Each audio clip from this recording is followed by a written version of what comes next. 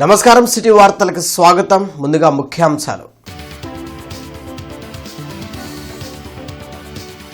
రాష్ట్రంలో సాగునీటి ప్రాజెక్టులపై త్వరలో బ్లూ ప్రింట్. ప్రాజెక్టులపై భేటీలో సీఎం చంద్రబాబు వెల్లడి.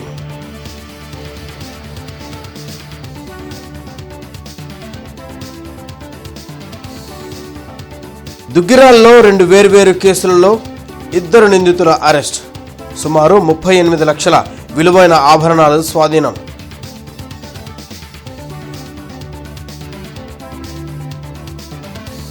ఉమ్మడి జిల్లాలో పాల కేంద్రాల్లో అధికారుల తనిఖీలు, శాంపిల్స్ సేకరణ. నిబంధనలకు విరుద్ధంగా వ్యవహరిస్తే చర్యలు తప్పవని హెచ్చరిక. లిక్కర్ స్కామ్ కేసులో దోషులకు కఠిన శిక్షలు పడాలి. అధికారం కోసమే కాదు, రాజకీయ పార్టీలు సేవ కూడా చేయాలి. బీజేపీ రాష్ట్ర అధికార ప్రతినిధి పివి మాధవ్ సూచన.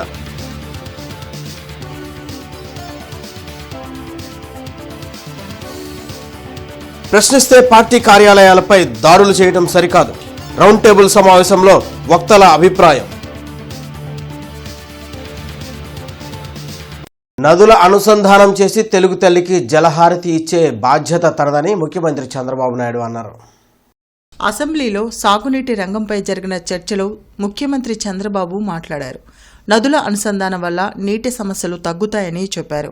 రాష్ట్రంలో ప్రతి ఎకరాకు నీరు ఇవ్వాలనే లక్ష్యంతో కూటమి ప్రభుత్వం పనిచేస్తుందని పేర్కొన్నారు. కొందరు రాజకీయం కోసమే నీటి సమస్యలను తీసుకొస్తున్నారని మండిపడ్డారు. భూమిని జలాశయంగా మార్చి నీటి సంరక్షణ చేయాలని ప్రతి ఒక్కరికి పిలుపునిస్తున్నట్లు సీఎం చెప్పారు. గేట్లు పెట్టలేక నీళ్ళని వెళ్ళిపోతున్నాయి, కొట్టుకోమయ్యింది. ఆ గేటు పెట్టడానికి టెండర్ పిలిచారు. టెండర్ పిలిస్తే ఎవడు రాకపోతే 2 సీజన్ల ఒక గేటు పెట్టలేని పరిస్థితి, ప్రభుత్వం పైన విశ్వాసం లేకుండా కాంట్రాక్టర్లు ఎవరు ముందుకు రాని పరిస్థితి. అక్కడి నుంచి పోలవరం డయాఫామ్ వాల్ కొట్టుకోబోయే పరిస్థితి, దాన్ని ఐడెంటిఫై చేయని పరిస్థితి. అదే మాదిరిగా మీకు ఇప్పుడే చెప్పాను, చింతలపూడి ఒక ప్రాజెక్టు కాదు, అన్ని ప్రాజెక్టులు కూడా సమస్యల్లో ఉంటే నేను ఆ రోజు యుద్ధ పేరు పెట్టి ప్రారంభించింది ముచ్చుమర్రి దగ్గర ప్రారంభించాను.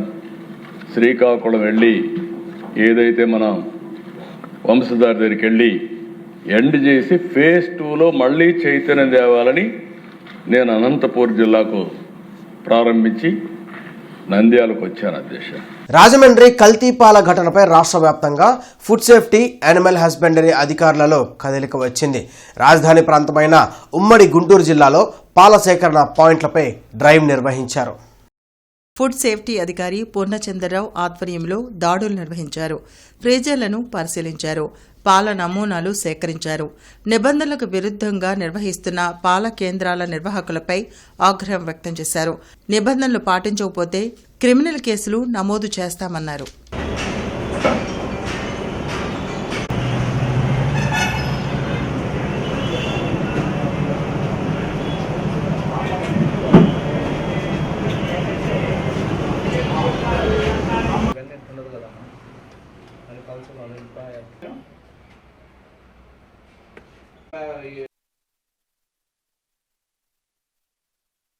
మిల్క్ సంబంధించి మ్యానుఫ్యాక్చర్ లెవెల్ నుంచి రిటైలర్ లెవెల్ దాకా ఇన్స్పెక్ట్ చేయడం జరుగుతూ ఉంది. ఇన్స్పెక్షన్లో భాగంగా ఈరోజు గుంటూరు పట్టణంలో ఉన్న తర్వాత నీలా వెంకయ్య డైరీని ప్లస్ ఇంకా 2 డైరీని చెక్ చేయడం జరిగింది. ఆశ్చర్యకరమైన విషయాలు ఏంటంటే వీళ్ళందరూ కూడా ఫ్రీజర్లు వాడుతూ ఉన్నారు. ఆ ఫ్రీజర్లో వాడే గ్లైకాల్ ఏందనేది సర్టిఫికేట్ లేకుండా ఫ్రీజర్లు అలౌ చేయం. మెకానిక్లను పిలిపించి ఇథిలిన్ గ్లైకాల్ వాడుతున్నారా, ప్రొపలిన్ గ్లైకాల్ వాడుతున్నారా అని తెలుసుకున్న తర్వాతే ఫ్రీజర్ని అలౌ చేస్తాము. తర్వాత ఏంటంటే మెయిన్ ఏం జరుగుతుందంటే పాలు పల్లెటూరు నుంచి తీసుకొని వచ్చి వీళ్ళు వెన్న తీసి తెల్ల ప్యాకెట్లో ప్యాక్ చేసి అమ్ముతూ ఉన్నారు. అది చట్ట విరుద్ధం. వీళ్ళు ఎవరికి ప్యాకింగ్ చేసే లైసెన్స్ లేదు. అలా చేయదలుచుకుంటే ప్యాకింగ్ లైసెన్స్ తీసుకొని లేబుల్ ప్రకారం ఏ ఫ్యాట్ పర్సెంటేజ్ ప్రకారం అమ్ముతున్నారు, ఏ పెరుగు అమ్ముతున్నారని లేబుల్ డిక్లేర్ చేసి అమ్మాలి. ఏది పడితే అమ్మడానికి వీల్లేదు. అట్లాంటి వాటి మీద కఠిన చర్యలు తీసుకోవడం జరుగుతుంది. మేము అన్ని ప్యారలల్లో కానీ అన్ని సెంటర్లో మ్యానుఫ్యాక్చర్ లెవెల్ నుంచి అన్ని లెవెల్స్లో శాంపిల్ తీయడం జరుగుతూ ఉంది. ఇక్కడ కూడా పాలు పెరుగు శాంపిల్ తీస్తూ ఉన్నాం. ఎనాలిసిస్కి ల్యాబొరేటరీకి పంపించి ఎనాలిసిస్ రిపోర్ట్ వచ్చిన తర్వాత వీళ్ళందరి మీద కఠిన చర్యలు తీసుకుంటాం. రఘురామకృష్ణంరాజు కస్టోడియల్ టార్చర్ కేసులో బీహార్ క్యాడర్ ఐపీఎస్ అధికారి సునీల్ నాయక్ కు అరెస్ట్ వారెంట్ జారీ అయింది. గుంటూరు మొబైల్ కోర్టు ఈ మేరకు ఉత్తర్వులు జారీ చేసింది. పోలీసులు ఇచ్చిన నోటీసులకు సునీల్ నాయక్ స్పందించకపోవడంతో ఆయనను అరెస్టు చేసేందుకు గుంటూరు పోలీసులు బీహార్ వెళ్లారు. అయితే అక్కడ హైకోర్టు ట్రాన్సిట్ వారెంట్కు నిరాకరించింది. దీంతో పోలీసులు ఇక్కడ అరెస్టు వారెంట్ పిటిషన్ వేశారు. దుగ్గిరాల పోలీస్ స్టేషన్ పరిధిలో 2 వేరు దొంగతనాల కేసులను ఛేదించారు. 2 నిందితులను అరెస్ట్ చేసి 38 లక్షల విలువైన బంగారం, వెండి ఆభరణాలను స్వాధీనం చేసుకున్నారు. మంగళగిరి పట్టణ పరిధిలో దుగ్గిరాల గ్రామంలో ఈ నెల 19, 20 తేదీల్లో 2 వేర్వేరు దొంగతనాలు జరిగినట్లు ఫిర్యాదు అందింది. ఈ కేసులో కేదారేశ్వరరావును అరెస్టు చేసి 16,32,000 విలువైన ఆభరణాలు స్వాధీనం చేసుకున్నారు. మరో కేసులో ఇమడాబత్తిని గోపిని అరెస్టు చేసి 20 లక్షల విలువైన ఆభరణాలను స్వాధీనం చేసుకున్నట్లు ఎస్పీ వక్కుల్ జిందాల్ తెలిపారు. నేరాలకు పాల్పడిన వారిపై కఠిన చర్యలు తప్పవని హెచ్చరించారు. కేసును ఛేదించిన పోలీసులను ఎస్పీ అభినందించారు. సో ఒకటి క్రైమ్ నెంబరు 23/26, ఇది 19th ఫిబ్రవరి అంటే కొన్ని రోజుల క్రితమే చింతలపూడి గ్రామంలో జరిగింది. దాంట్లో అరౌండ్ 20 లక్షల ప్రాపర్టీ దొంగతనం చేయడం జరిగింది. సో బయట డోర్ పగలగొట్టి లోపల బీరువా పగలగొట్టి ఎవరు లేని సమయంలో ఈ దొంగతనం చేయడం జరిగింది. ఈ కేసులో మనం అన్ని ఆధారాలు సేకరించాము. ఇమీడియట్గా క్లూస్ టీమ్, డాగ్ స్క్వాడ్ పంపించడం జరిగింది. దీంట్లో వచ్చిన ఫింగర్ ప్రింట్స్ బట్టి ఈరోజు ఇమడాబత్తిని గోపి అనే అతను ముద్దాయిని ఈరోజు అరెస్ట్ చేయడం జరిగింది. అతని దగ్గర నుంచి ఇంటాక్ట్ ఏదైతే ప్రాపర్టీ పోయిందో ఇంటాక్ట్ రికవరీ చేయడం జరిగింది. So almost 20,40,000 worth 136 grams gold ornaments, అదేవిధంగా 378 grams వెండి వర్త్ 1,11,000 ఇతని దగ్గర నుంచి రికవర్ చేయడం జరిగింది. ఇతని మీద కొత్తపేట పోలీస్ స్టేషన్ పరిధిలో ఆల్రెడీ ఒక కేసు ఉంది. పండిట్ దీన్ దయాళ్ ఉపాధ్యాయ ప్రశిక్షణ మామాభియాన్ వక్తల కార్యశాల 3 అంచెల్లో నిర్వహించనున్నట్లు బీజేపీ రాష్ట్ర అధ్యక్షులు పివిఎన్ మాధవ్ తెలిపారు. గుంటూరు, ఎన్టీఆర్, పల్నాడు జిల్లాలకు చెందిన బీజేపీ వక్తల వర్క్షాప్ను ఆయన ప్రారంభించారు. రాజకీయ పార్టీ అంటే కేవలం అధికారం కోసం పనిచేయడం కాదని, ప్రజలకు సేవ చేయడంలో ముందుండాలని చెప్పారు. పార్టీ సిద్ధాంతం నుంచి ప్రభుత్వం అందించే పథకాల వరకు ప్రతి అంశంపై బీజేపీ కార్యకర్తకు పూర్తి అవగాహన కల్పించడమే ఈ వర్క్షాప్ ముఖ్య ఉద్దేశమని వివరించారు. లడ్డూ కల్తీ విషయంలో బాధ్యులు చట్టపరమైన శిక్ష నుంచి ఎట్టి పరిస్థితుల్లోనూ తప్పించుకోలేరని స్పష్టం చేశారు. మన దేవాలయాల వ్యవస్థని నాశనం చేసే ఒక పెద్ద కుట్ర జరిగింది రాష్ట్రంలో. ఆ విధంగా వ్యూహాత్మకంగా జరిగింది. విశ్వాసాన్ని, నమ్మకాన్ని సన్నగిల్లిగే ఒక ప్రయత్నాలు, ఏమీ జరగదని ఒక ప్రయత్నం కూడా ప్రజలకు చూపించాలని చెప్పి సుమారు 200 దేవాలయాల్ని అనేక రకాలుగా విధ్వంసం చేసే ప్రక్రియ జరిగింది. దీంతోపాటు వ్యవస్థల నిర్వీర్యం చేసే విధంగా ఒక వ్యవస్థ జరిగింది. దాంట్లో లడ్డూ కూడా ఒక అంశమే.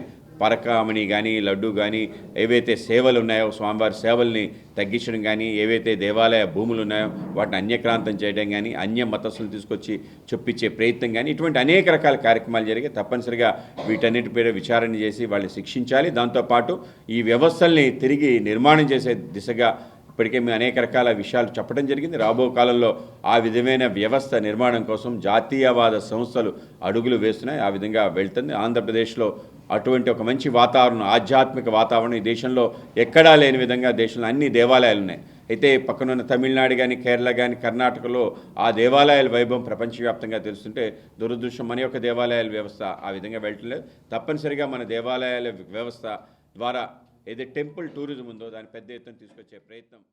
రాయలసీమ ఎత్తిపోతల పథకంపై తెలంగాణ సీఎం చేసిన వ్యాఖ్యలు వాస్తవమా కాదా అని శాసన మండలిలో బొత్స సత్యనారాయణ ప్రభుత్వాన్ని ప్రశ్నించారు.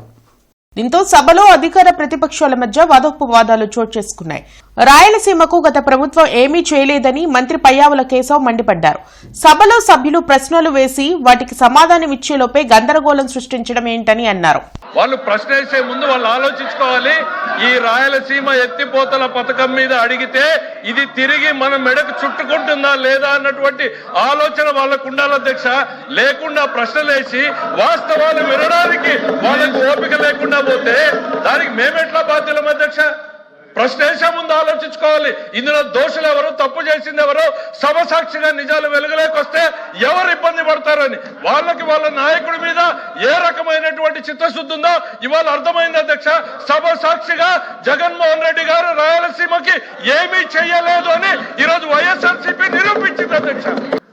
ఏదైనా ఆ సమస్యకు వచ్చి ప్రశ్నకు వచ్చి మేము చెప్పిందే మీరు వినాలని అంటే అక్కడ ముఖ్యమంత్రి గారు చెప్తే, గౌరవ ముఖ్యమంత్రి చెప్తే, ఇక్కడ గౌరవ ముఖ్యమంత్రి గురించి ఆపాదిస్తే మేము గౌరవ ముఖ్యమంత్రి అన్నారు అంటే కాదు, మేము చెప్పింది మీరు మీరు అంటే ఆయన అవలే ఒప్పుకుంటారు ముఖ్యమంత్రి గారు చెప్పారని. దాన్ని డైవర్షన్ చేస్తూ అంటే ముఖ్యమంత్రి గారితో ఇద్దరు మాట్లాడుకుని లాలుచిపడి రాష్ట్ర ప్రజలను తగడ పెడితే చూస్తూ ఊరుకోవాలి అధ్యక్ష. ఒక ప్రతిపక్షంగా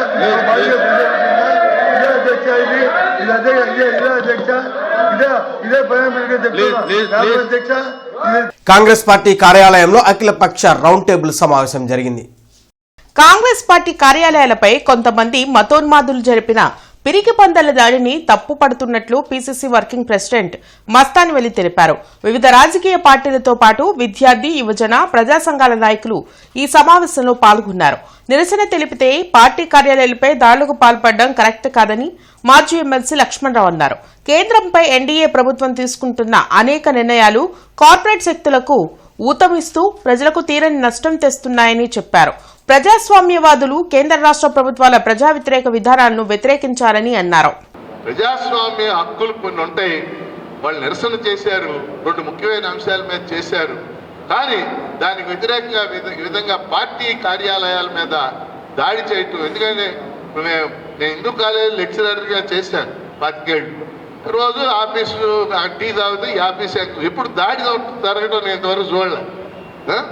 కనుక దాన్ని మనందరం ప్రజాస్వామ్యవాదులు అందరం ఏ పార్టీ అధికారులను ఖండించాలని నేను కోరుతాను.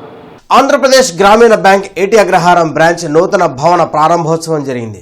బ్యాంక్ చైర్మన్ ప్రమోద్ కుమార్ రెడ్డి ఈ భవనాన్ని ప్రారంభించారు.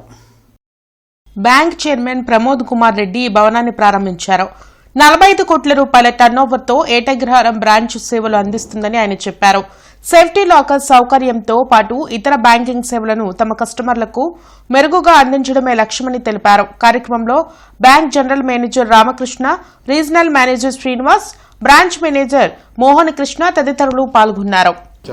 దాదాపుగా 45 కోట్ల వ్యాపారంతో ఈరోజు బ్యాంకు చాలా అభివృద్ధి చెందింది గత 3.5 సంవత్సరాలకి. ఈ సందర్భంగా ఏటి అగ్రహారం శాఖ యొక్క ఖాతాదారులందరికీ కూడా ప్రత్యేక కృతజ్ఞతలు తెలియజేసుకుంటా ఉన్నాము. ఈరోజు ఆంధ్రప్రదేశ్ గ్రామీణ బ్యాంక్ దేశంలోనే 2వ అతిపెద్ద గ్రామీణ బ్యాంకు, అలాగే రాష్ట్రంలో కూడా 2వ అతిపెద్ద బ్యాంకు, 1351 శాఖలతోటి 1,32,000 కోట్ల వ్యాపారంతో దాదాపుగా 1,30 లక్షల ఖాతాదారులను కలిగి ఉంది ఈరోజు. సో ముఖ్య ఉద్దేశం, గ్రామీణ బ్యాంక్ యొక్క ముఖ్య ఉద్దేశము గ్రామీణ ప్రాంతాల్లో ఉన్నటువంటి ప్రజలకు మరియు అట్టడుగు స్థాయిలో ఉన్నటువంటి పేద ప్రజలకు కూడా వివిధ రకాలైనటువంటి సంక్షేమ కార్యక్రమాల్ని అందిస్తూ వారికి బ్యాంకింగ్ కార్యకలాపాలను అందించడానికి ప్రోత్సహిస్తూ ఉంది. అలాగే కేంద్ర ప్రభుత్వం కానీ రాష్ట్ర ప్రభుత్వం కానీ ప్రవేశపెట్టేటువంటి వివిధ రకాలైనటువంటి సంక్షేమ పథకాలను కూడా అమలు పరచడంలో గ్రామీణ బ్యాంకు చాలా ముఖ్యమైన భూమిక నిర్వహిస్తుంది. 2023లో సత్తెనపల్లి సంక్రాంతి లాటరీ టికెట్ అవినీతి కేసులో మాజీ మంత్రి అంబటి రాంబాబు కోర్టుకు హాజరయ్యారు.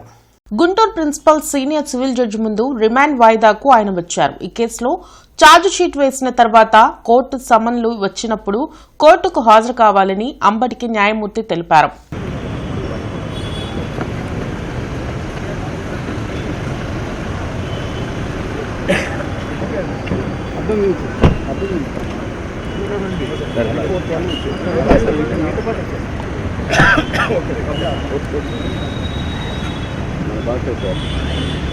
డాక్టర్ అగర్వాల్స్ ఐ హాస్పిటల్ ఆధ్వర్యంలో గుంటూరు ట్రాఫిక్ పోలీసుల కోసం ప్రత్యేక దృష్టి రక్షణ కార్యక్రమం నిర్వహించారు. ఈ కార్యక్రమంలో భాగంగా 150 రక్షణ సన్ గ్లాసెస్ ను ట్రాఫిక్ పోలీస్ సిబ్బందికి పంపిణీ చేశారు. ఈ కార్యక్రమం గుంటూరు జిల్లా పోలీస్ కార్యాలయంలో జరిగింది. జిల్లా ఎస్పీ వకుల్ జిందాల్ మాట్లాడుతూ తీవ్రమైన ఎండ, దుమ్ము మధ్య విధులు నిర్వహించే ట్రాఫిక్ పోలీసులకు ఇటువంటి కార్యక్రమాలు ఉపయోగకరమని పేర్కొన్నారు. ఆసుపత్రి ప్రతినిధులు, పోలీసు సిబ్బంది మరియు వారి కుటుంబాలకు ఉచిత కంటి పరీక్షా శిబిరాలు నిర్వహించనున్నట్లు తెలిపారు.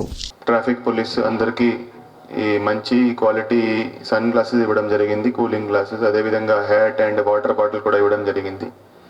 సో ఈ కూలింగ్ గ్లాసెస్ చాలా మంచి క్వాలిటీవి. సో అందరూ కూడా ప్రాపర్గా వాడండి. సో ట్రాఫిక్లో పనిచేయడం అనేది చాలా కష్టము. సో పోలీస్ డిపార్ట్మెంట్లో కష్టమైన ఉద్యోగము. సో అక్కడ రోడ్డు మీద నిలబడి ఎండ్లో పని చేయాల్సి ఉంటుంది. ఇప్పుడు సమ్మర్స్ వస్తున్నాయి, సో ఇంకా చాలా ఇబ్బందిగా ఉంటుంది. సో అంతా పొల్యూషన్లో, డస్ట్లో, ఎండలో నిలబడి అక్కడ పని చేయాల్సి ఉంటుంది. సో అందరూ కూడా మీరు బాగా చేస్తున్నారు. గుంటూరులో ట్రాఫిక్ పరంగా చాలా ప్రాబ్లమ్స్ ఉన్నాయి. Roads problem. హిందూ కళాశాలలో ఇంటర్మీడియట్ 2026-27 అడ్మిషన్లకు సంబంధించిన ప్రవేశ కరపత్రాన్ని మాజీ ఎమ్మెల్సీ కెఎస్ లక్ష్మణరావు ఆవిష్కరించారు. ఈ సందర్భంగా కెఎస్ లక్ష్మణరావు మాట్లాడుతూ హిందూ కళాశాలలో ఇంటర్మీడియట్పై ప్రత్యేక శ్రద్ధ వహించి తరగతులు, స్టడీ అవర్స్, ఎంసెట్ కోచింగ్ తక్కువ ఫీజులతోనే అందిస్తుందని అన్నారు. కళాశాల intermediate in-charge doctor A Manjushri మాట్లాడుతూ మార్చి నెల 23వ తారీఖు నుంచి ఎంసెట్ ఉచిత కోచింగ్ను కళాశాలలో అందిస్తున్నామని, ఆసక్తి ఉన్నవారు మార్కెట్ సెంటర్లోని కళాశాలలో సంప్రదించవచ్చని తెలిపారు. కార్యక్రమంలో ఇంజనీరింగ్ కళాశాల director doctor PM Prasad, IQAC coordinator doctor P Venugopal, రసాయన శాస్త్ర అధ్యాపకురాలు తిరుమల తదితరులు పాల్గొన్నారు. ఇంటర్మీడియట్ విద్యకు సంబంధించి ఒక ప్రత్యేకమైనటువంటి ఫోకస్ పెట్టారు. ఎంపీసీ, బైపీసీ, సిఈసీ, ఎంఈసీ మొదలైన గ్రూప్స్ వీటికి సంబంధించి క్లాసులు జరగటంతో పాటు స్టడీ అవర్స్ కూడా నిర్వహిస్తున్నారు. అలాగే ఎంసెట్ లాంటి పోటీ పరీక్షలు కూడా విద్యార్థుల్ని తయారు చేస్తూ ఉన్నారు. అందువల్ల ఈ అవకాశాన్ని గుంటూరు నగరం అలాగే గుంటూరు జిల్లాకు సంబంధించినటువంటి విద్యార్థులందరూ ఉపయోగించుకోవాలని హృదయపూర్వకంగా కోరుతూ మరి విజయవంతంగా మరి కాలేజీ సెక్రటరీ సిహెచ్ రామకృష్ణమూర్తి గారు, అలాగే ప్రెసిడెంట్ సోమయాజీ గారు, వీళ్ళందరి ఆధ్వర్యంలో కూడా ఈ కోర్సెస్ అన్ని విజయవంతంగా నడుస్తుంది. అలాగే ముఖ్యంగా ఫ్యాకల్టీకి సంబంధించి ఎంతో నైపుణ్యం ఉన్నటువంటి అధ్యాపకులు కళాశాలలో పనిచేస్తున్నారు. అందువల్ల ఈ అవకాశాన్ని తల్లిదండ్రులు వినియోగించుకోవాలని నేను హృదయపూర్వకంగా అమరావతి ఔటర్ రింగ్ రోడ్ బాధిత రైతులతో ఈ నెల 28వ తేదీన సమావేశం నిర్వహిస్తున్నట్లు ఆంధ్రప్రదేశ్ రైతు సంఘం వెల్లడించింది. ఈ మేరకు రైతు సంఘాల ప్రతినిధులు కంచుమటి అజయ్ కుమార్, అప్పారావు, నాగేశ్వరరావు, రామకృష్ణ గురువారం బ్రాడీపేట సిపిఎం కార్యాలయంలో మీడియాతో మాట్లాడారు.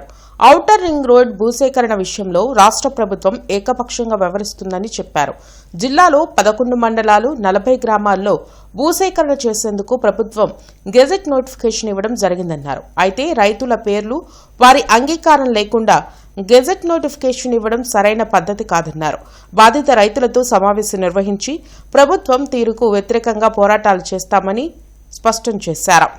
21 రోజు లోపు వాళ్ళకి మీ అభిప్రాయం చెప్పమని చెప్పారు. కానీ రైతులందరికీ అర్థం కాల. అంటే ఇది అంతా మర్మంగా దాచిపెట్టి ఈ యొక్క ఔటర్ రింగ్ రోడ్డు తీసుకుపోవటం అనేది దేనికి దీనికి అర్థమవుతుందో రైతులకు అర్థం కాకుండా పరిస్థితి ఉంది.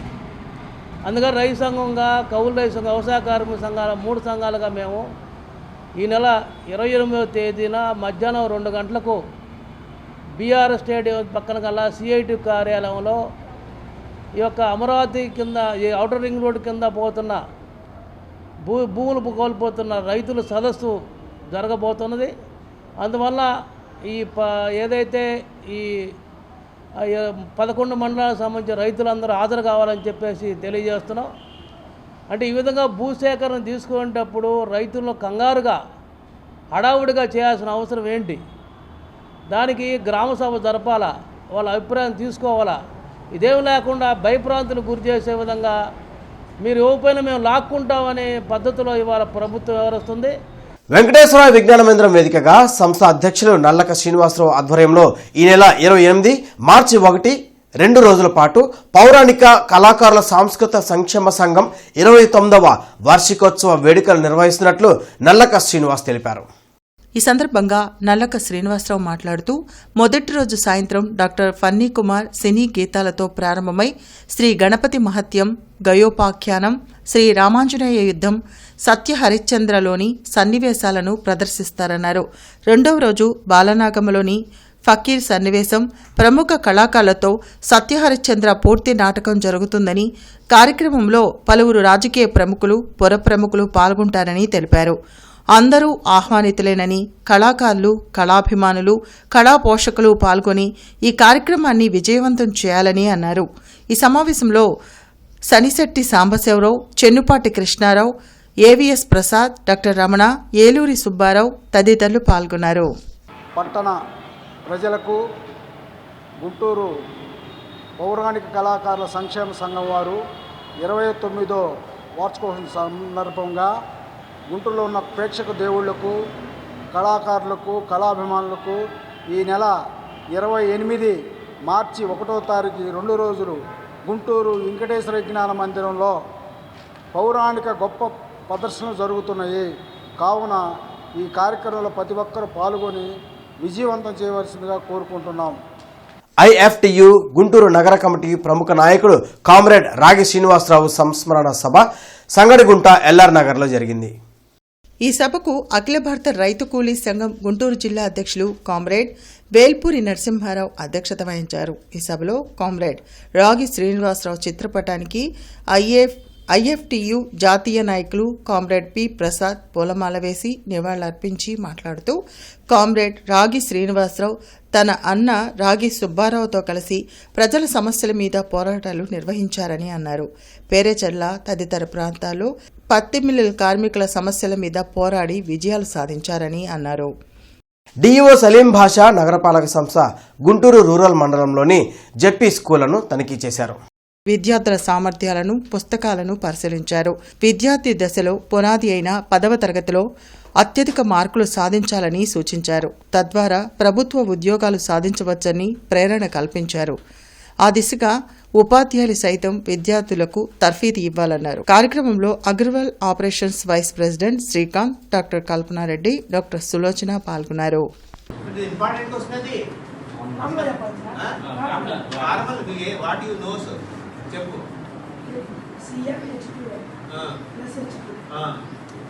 తన ఫ్యామిలీ కోసం తన నిద్ర త్యాగం చేశాడు. పొద్దున్నే లేచి పేపర్ లేచి ఇన్ టైంలో స్కూల్కి వెళ్ళే టైం స్కూల్ ఎక్కట్లేదు. ఇప్పుడు చూస్తే మంచి శాస్త్రవేత్త అయ్యాడు. వినపడుతుందా? అర్థమవుతుందా మాట? మంచి శాస్త్రవేత్త, అలా మంచి టీచర్, ప్రొఫెసర్ అన్నమాట, మంచి ప్రొఫెసర్ అయ్యాడు. ఆ తర్వాత ఆయన చేసినటువంటి భారతదేశానికి, ప్రపంచానికి చేసిన సేవలు గుర్తించుకొని ఆయనకి భారత ప్రభుత్వం ఆయన రాష్ట్రపతి పోస్ట్ ఇచ్చింది. మనం ఆయన జనసేన పార్టీ ఉద్యమ సభ్యత్వ నమోదు కార్యక్రమం కొరిటిపాడు నందు జనసేన ప్రధాన కార్యదర్శి ఏఎంసీ డైరెక్టర్ కటకంశెట్టి విజయలక్ష్మి ఆధ్వర్యంలో ఘనంగా నిర్వహించారు. ఈ కార్యక్రమంలో కటకంశెట్టి విజయలక్ష్మి మాట్లాడుతూ, గురువారం నుంచి మార్చి 10వ తేదీ వరకు ఈ నమోదు కార్యక్రమం జరుగుతుందని అన్నారు. ఈ సభ్యత్వం ద్వారా జనసేన పార్టీ గుర్తింపు మరియు గౌరవం దక్కుతుందని అన్నారు. పార్టీ కార్యక్రమాలలో క్రియాశీలకంగా పాల్గొనడమే కాకుండా 5 లక్షల వరకు ప్రమాద బీమా వర్తిస్తుందని అన్నారు. ప్రజలందరూ ఈ సభ్యత్వ నమోదు కార్యక్రమంలో పాల్గొనవలసిందిగా కటకంశెట్టి విజయలక్ష్మి పిలుపునిచ్చారు. పవన్ కళ్యాణ్ గారి ఆదేశాల మేరకు జనసేన సభ్యత్వ నమోదు కార్యక్రమం ఈ రోజు నుంచి ప్రారంభమైంది. ఈ నమోదు కార్యక్రమం 10 రోజులు కొనసాగుతుంది. ఈ సభ్యత్వం చేయించుకున్నందుకు చాలామందికి ఎన్నో ఉపయోగాలు ఉన్నాయి. రాజకీయంగా లబ్ధి పొందే అవకాశం కూడా పవన్ కళ్యాణ్ గారు కల్పిస్తున్నారు. అలాగే సభ్యత్వం తీసుకున్న వారికి పార్టీలో మంచి గుర్తింపు, ప్రాధాన్యత ఇవ్వాలని చెప్పి పవన్ కళ్యాణ్ గారు కోరుతున్నారు. అలాగే ఎక్కువ సభ్యత్వాలు చేసిన వారికి పార్టీలో మంచి ప్రాధాన్యత ఇస్తారు. ఈ ప్రయోజనాలన్నీ దృష్టిలో పెట్టుకొని స్థానిక బృందావన్ గార్డెన్స్ శ్రీ వెంకటేశ్వర స్వామి ఆలయ 27వ వార్షిక బ్రహ్మోత్సవాలు గురువారం వైభవంగా ప్రారంభమయ్యాయి. ఈ సందర్భంగా మూల విరాట్లకు విశేష అభిషేకాలు, అర్చనలు, అలంకారాలు జరిగాయి. ఈ సందర్భంగా జరిగిన బ్రహ్మోత్సవాల సభకు నోరి నారాయణమూర్తి, ఆలయ పాలక మండలి కార్యదర్శి బుర్రా ఉమామహేశ్వరరావు అధ్యక్షత వహించారు. ఆనంద ఆశ్రమం పీఠాధిపతి ప్రసన్నానందగిరి స్వామి, శృంగేరి విరూపాక్ష పీఠాధిపతులు గంభీరానంద భారతీ స్వామి, సర్వాధికార ప్రతినిధి కారంచేడు విశ్వంభరానందగిరి స్వామి భక్తులను ఉద్దేశించి అనుగ్రహ భాషణం చేశారు. తర్వాత 1వ తేదీ ఆదివారం స్వామివారి భూదేవి శ్రీదేవి సమేత శ్రీ వెంకటేశ్వర స్వామి వారి దివ్య శాంతి కళ్యాణ మహోత్సవం జరుగుతుంది. అత్యంత వైభవంగా జరుగుతుంది. ఆ రోజు ఉపన్యాసకులు నిష్టల సుబ్రహ్మణ్య శాస్త్రి గారు, మల్లాది కైలాసనాథ్ గారు ఉంటారు. తర్వాత 2వ తేదీ శ్రీ శ్రీ శ్రీ విద్యారణ్య భారతీ స్వామివారు విరూపాక్ష విద్యారణ్య పీఠాధిపతులు హంపివారు ఏం చేస్తారు? మే 1999లో స్టార్ట్ అయిన గుడి ఇప్పటివరకు ప్రతిరోజు సాయంత్రం కార్యక్రమం రెగ్యులర్గా జరుపుతున్నాం. దానికి గవర్నమెంట్ ఆఫ్ ఆంధ్రప్రదేశ్ నుంచి Andhra award, government of India నుంచి భారత అవార్డు 2 మా దేవాలయానికి ఇచ్చారు. అది చాలా విశేషంగా మేము భావిస్తున్నాం. కనుక ప్రజలందరూ ఈ కార్యక్రమాల్లో పాల్గొని స్వామివారి కృపకి పాత్రులయ్యి.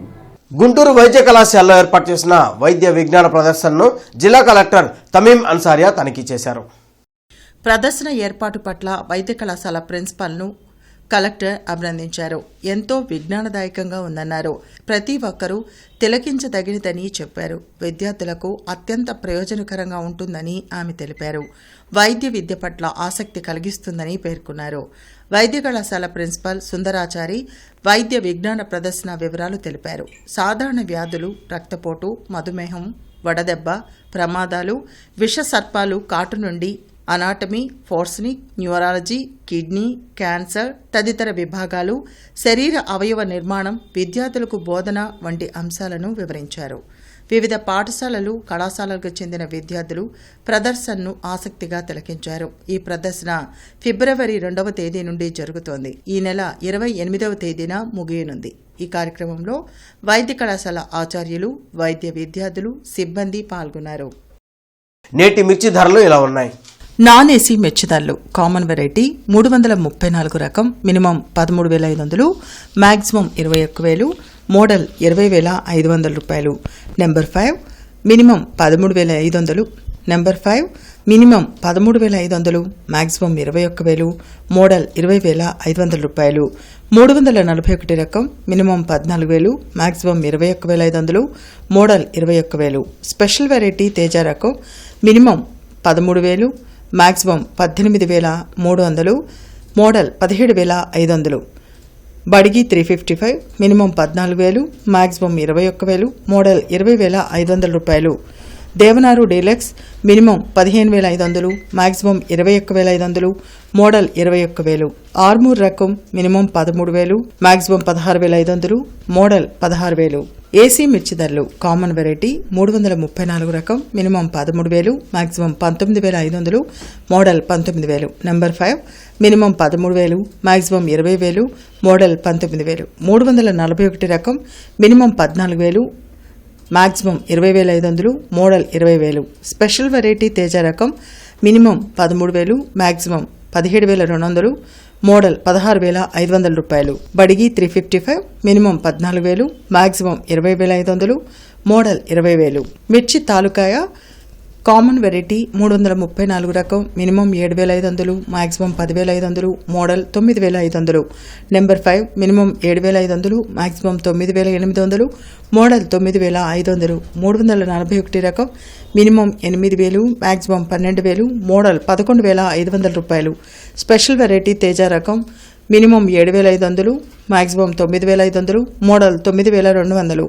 బడిగి మినిమం 8,500, మ్యాక్సిమం 10,000, మోడల్ 9,500 రూపాయలు. ఈ వార్తలందరితో సమాప్తం. నమస్కారం.